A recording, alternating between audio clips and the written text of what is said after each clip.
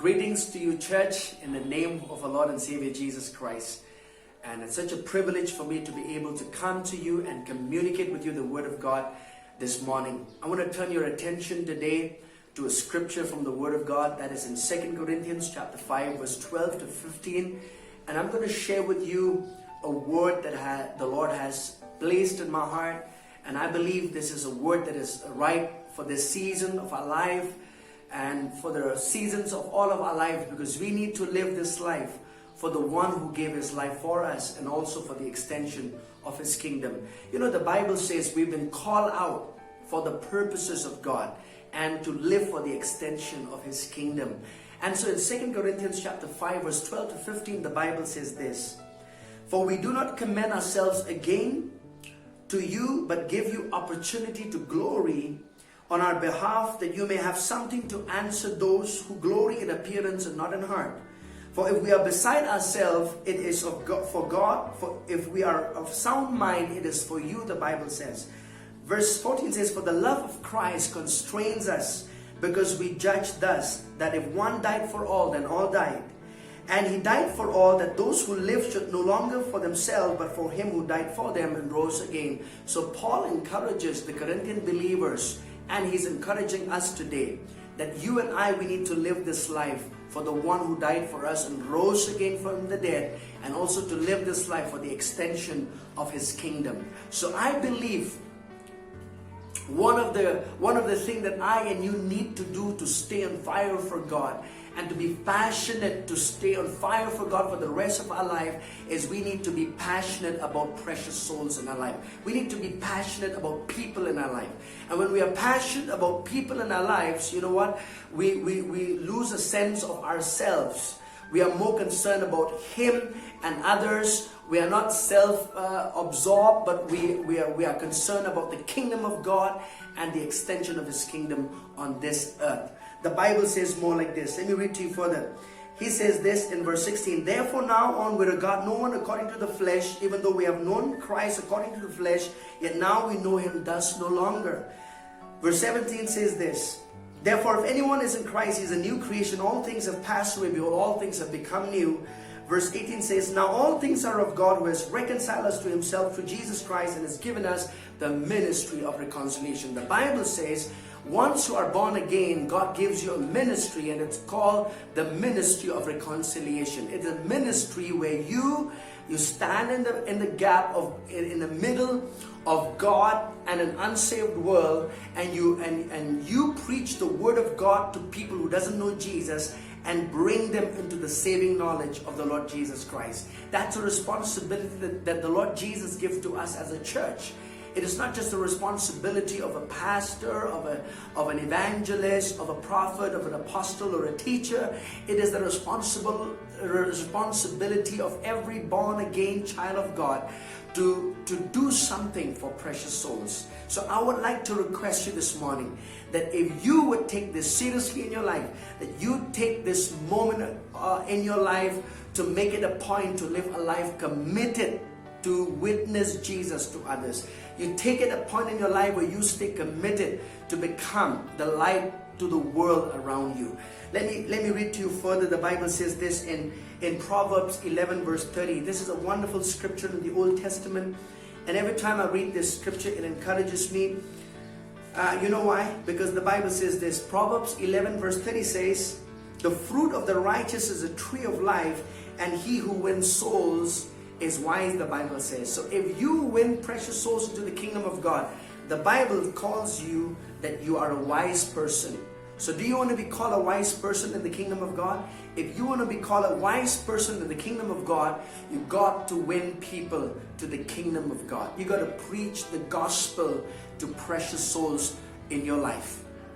The third scripture is in the book of Daniel, and I like this scripture so much because Daniel chapter 12 verse 3 says this. This is concerning about about those who turn people from unrighteousness to righteousness. Let me read this. It says, "Those who are wise shall shine like the brightness of the firmament, and those who turn many to righteousness like the stars forever and ever." The Bible says those who turn many to righteousness like the stars forever and ever. So the Bible says you're going to be like a star that shines ever brighter, in the Bible says in the heavens when you win precious souls into the kingdom of God. I and you have a responsibility, church, to light, to go out and to share the love of Jesus with others. This is not a time for us to sit in the comfort zone and sit in the comfort of our beds or sit in the comfort of our homes doing nothing. But it is our responsibility to do something for our neighbors, for our friends, for our loved ones who are dying. There are people who are dying without the knowledge of Jesus Christ. When you go to the grave, and when you go to the grave and you see the name of the people in the tombstone, and one of the things that you could ask a question is this. Yeah, those people's physical body is laid in that tomb. But what about their spirit and soul? Where are they heading to? That's a question that you need to ask. Every time I go to the graveyard, it reminds me of that. You know why? It reminds me that people, have their name in the tombstone. But do people have their names written in the Lamb's Book of Life? And that's a responsibility that I and you need to live. Because if I and you do not share the love of Jesus with others, I tell you, people are heading to hell. And that's a sad thing to say, but that's the truth. That's what Jesus said. Many will go through that broad way and not take the narrow gate. And that's why you and I need to go out and share the gospel of Jesus Christ to others. Let me read to you from the Gospel of Matthew. These are the words of Jesus. And Jesus, when he commissioned the church, he spoke this in Matthew, the Gospel of Matthew 28. Let me read to you 28 and verses 19. He says this. He says, "Go therefore and make disciples of all the nations, baptizing them in the name of the Father and of the Son and of the Holy Spirit, teaching them to observe all things that I have commanded you. And lo, I'm with you always, even to the end of the age. Amen." Listen to that. Jesus commissions the church.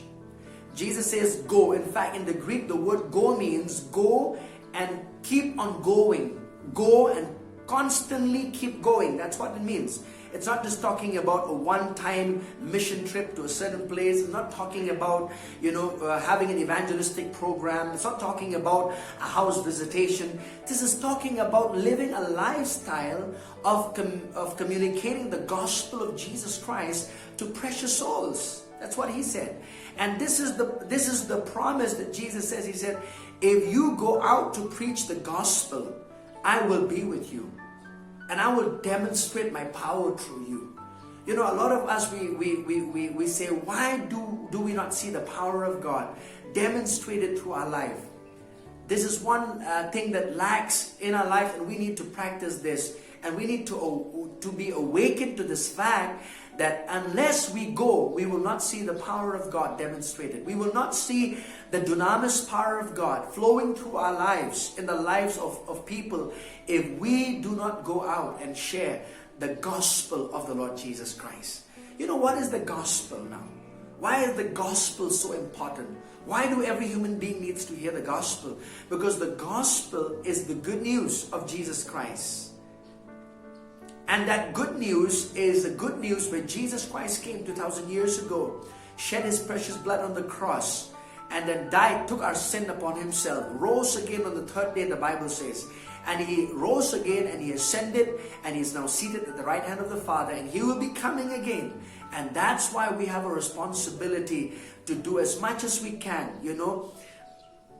to bring people into the kingdom of God. The only currency in heaven that will remain forever are precious souls.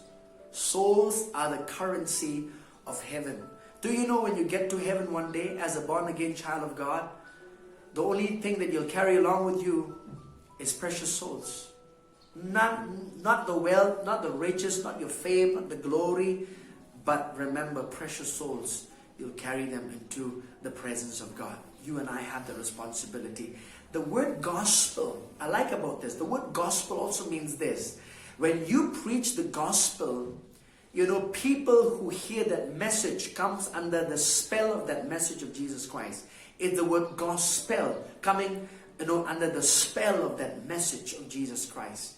So if you go out and preach the word of God, preach the gospel of Jesus Christ, people will come under the spell of that message, and people will be convicted. People will see the need for the Savior, and I'll tell you, they'll open up their hearts to receive Jesus. There could be people, you preaching the gospel and may not even respond, but that's okay.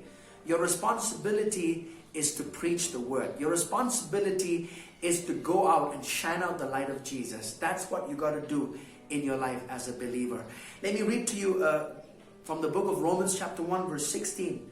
These were the words of Paul the apostle, and you know, when Paul the apostle spoke these words, he spoke it with such confidence, and you should be speaking these words like Paul the apostle. In Romans chapter 1 verse 16 it says, "For I am not ashamed of the gospel of Christ, for it is the power of God to salvation for everyone who believes, for the Jew first and also for the Greek." Listen to that. He says, "For I am not ashamed." This word ashamed means I do not feel disgrace.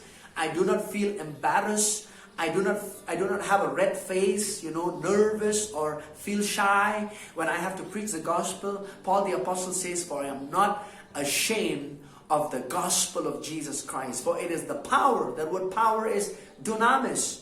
It's an old Greek word which means it's a term that is used for an ever advancing army. So every time you preach the gospel, the power of God is released like an army advancing to occupy a certain portion of a land. So I want to tell you this: when you communicate the gospel to precious life, the power of God will flow. And the Bible says it is the power of God to salvation. That word salvation comes from the Greek word sozo or sozo, we say. So the word salvation, or also another word soteria, which also means this. It means people will experience the life-transforming power of God. They'll experience deliverance. They'll experience healing. They'll experience the forgiveness of sins and prosperity in their life when you preach the gospel of Jesus Christ. And the Bible says, "To the one who believes." And when you preach the gospel unashamed, when that person believes the gospel, I'll tell you, it'll change their life. It'll bring deliverance. It'll bring healing. And I'll tell you what a joy it'll be for your heart when you would usher people into the kingdom of God. It's such a great joy and a responsibility God gives us, that when we usher people into the kingdom of God, lead them to the Lord Jesus, I'll tell you, that's a sense of joy and peace. And the Bible says the whole of heaven rejoices over one sinner that repents. So can you do that? Let's join our hands together. And let's look out for people in the streets, in the neighbors, in the homes. Don't lock yourself up right now. It's a time for us to act. It's time for us to demonstrate the world that Jesus is alive and He's real. And He wants to touch them with His love, with His power, with His presence. So let's pray together. And I believe this word of God will encourage you today. And I would encourage you, go forth, preach the gospel. Because I tell you, hell is a real place as much as heaven is. Hell and heaven, a lot of people think it's just an imaginary place. It's not. It's a real place. And those two places are where people will spend their eternity. And their eternity will be determined where they'll go depending on the choice they make right now. And when they hear the gospel through your life and through my life, that's how they get an opportunity to make a choice what to do with their own life. Because man is an eternal spirit being. He lives forever. His spirit will continue to live even though his body will go to the grave one day. So I would like to encourage you, go out and win precious souls to the kingdom of God. One soul at a time, one soul in a day. Let's go out and let's do this together for the glory of God. Let's pray together. Heavenly Father, I just thank you right now for every person that is hearing this video, Lord. I thank you that you encourage them, touch their lives.